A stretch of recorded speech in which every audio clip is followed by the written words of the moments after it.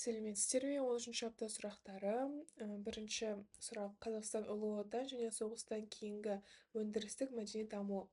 Ұлы Отан соғыс жылдарында 1941-45 жылдары республика бүкіл кеңес одағының мұнай, металл, астық пен азық-түлік сақтаушы аймағына айналды.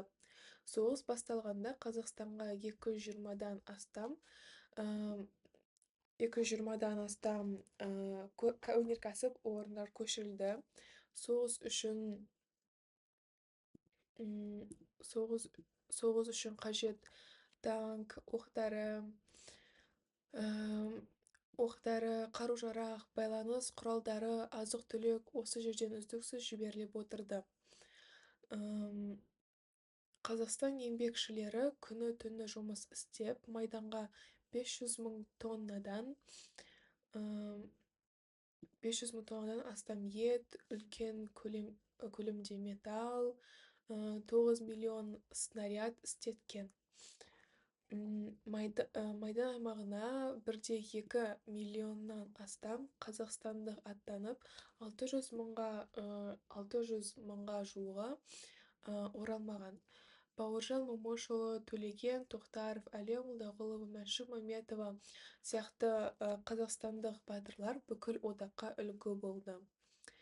Соғыстан кейінгі кезеңде 1945-1955 жылдары республикада қайта қалпына келтіру жұмыстары жүрді.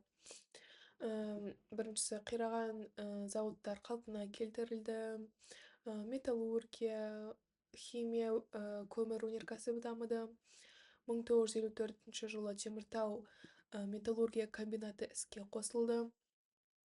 Мәдени салада қайта өрлеу байқалды. Сонымен қатар театрлар, музейлер, кітапханалар, сондай мәдени саладағы орындар көбейе бастады. Қазақ операсы, балет дамыды. 1944 жылы Құрманғазы атындағы консерватория ашылды. Ғылым академиясы 1946 жылы құрылған соң ғылым қарқынды дамыды. Соғыстан кейінгі жылдары Қазақстан экономикалық және мәдени жағынан жаңа деңгейге көтерілді. Екінші сұрақ: Хрущевтің жылымығы және тың игеру науқаны. Хрущевтің жылдары 1950 жылдардың ортасында КСРО-да билікке Хрущев келіп, тарихта жылымық деп аталған кезең басталды. Бұл кезеңнің ерекшелігі сталиндік репрессияның тоқтатылуы, саяси қудаландырғандардың ақталуы, әдебиет пен өнердегі еркіндіктің артуы, тиімді емес шаруашылықтарды қайта құру және тағы да басқалары. Қазақстанда осы жылдары тың және тыңайған жерлерді игеру 1954 жылы науқан басталды. Оның мақсаты солтүстік Қазақстанның кең жерлерін, далаларын егістікке айналдыру және сол арқылы астық өндірісін бірнеше есе көбейту. Соның нәтижесінде Қазақстанға 2 миллионнан астам адам қоныс аударып келді. Петропавл, Қостанай, Ақмола, Павлодар сияқты аймақтар қарқынды дамыды. Қазақстанда одаққа астық беруде басты орынға шықты. Алайда кемшіліктер де болды. Оның Қазақстан жері қатты тозды, топырақ эрозияға ұшырады. Қазақтар өз жерінде азшылыққа айналды. Ұлттық кадрлар шеттетілді және қазақ мектептері азайтылды. Енді Жұмабек Тәшенов осы кезеңдегі ең ірі мемлекет қайраткерінің бірі. Ол Қазақстанның солтүстік облыстарын Ресейге беру туралы Мәскеудің ұсынысына ашық қарсы шығып, қазақ жерінің тұтастығын сақтап қалды. тың өлкесін бөлшектеу қарсы тұрғаны үшін қызметтен алынып, ол тоже қудалады. Жұмабек Тәшенов жер мәселесін қорғаған нағыз ұлт жанашыры. Үшінші сұрақ. 1965-90 жылдары Қазақстанның қоғамдық саяси өмірі. 1965 жылдан бастап КСРО-да Брежнев кезеңі басталып, ол тоқырау дәуірі деп аталды. Бұл уақытта экономика баяу дамыды, саяси жүйе қатты орталықтандырылды, жергілікті ұлт кадрлар билікке өте сирек келді, партия аппаратында жемқорлық,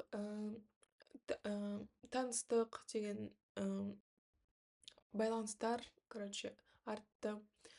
Қазақстанда ұзақ жылдар бойы билікті Дінмұхамед Қонаев басқарды, және оның тұсында өнеркәсіп, ауыл шаруашылығы дамығанымен саяси еркіндік болмады. Және 1986 жылы Мәскеудің шешімімен Қонаев қызметтен алынып, оның орнына қазақ халқына мүлдем бір беймәлім, қазақ халқына мүлдем қатысы жоқ Колбин тағайындалынады. Бұл қазақ жастарының наразылығын тудырады. Және 1986 жылы желтоқсан оқиғасы деген атаумен қалған тарихта көтеріліс орын алады. Көтеріліс қатыгездікпен басылды. 1980 жылдары соңында Горбачев реформалары қайта құру, жариялылық саясаты басталып, қоғамда демократиялық қозғалыстар күшейді. Жер мәселесі, тіл, экология, арал семей полигоны сияқты проблемалар ашық айтыла бастады.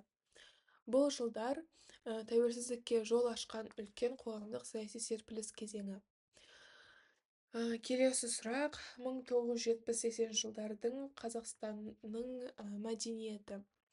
Бұл жылдары мәдениет салыстырмалы түрде бай кезең болды. Қоғамда тоқырау болғанымен, өнер, әдебиет, ғылым жақсы дамыды. Әдебиет саласында Олжас Сүлейменов Азия кітабымен, Мұхтар Мағауин, Әбіш Кекілбаев, Ғабит Мүсірепов шығармалары кең танылды. Театр мен кино саласында Қыз жібек, Тақиялы періште, Менің атым Қожа фильмдері қазақ киносының алтын қорына енді. Қазақ академиялық драма театры, опера балет театры ұлттық өнер дамытты. Музыка саласында Нұрғиса Тілендиев, Шәмші Қалдаяқов қазақ музыкасының жаңа дәуірін жасады. Гүлдер ансамблі танымал болды. Ғылым саласында Қазақ КСР ғылым академиясы белсенді жұмыс істеді. Академик Қаныш Сәтбаев, Бұхаров, Жолдасбеков сияқты ғалымдар үлкен ғылыми жаңалықтар ашты.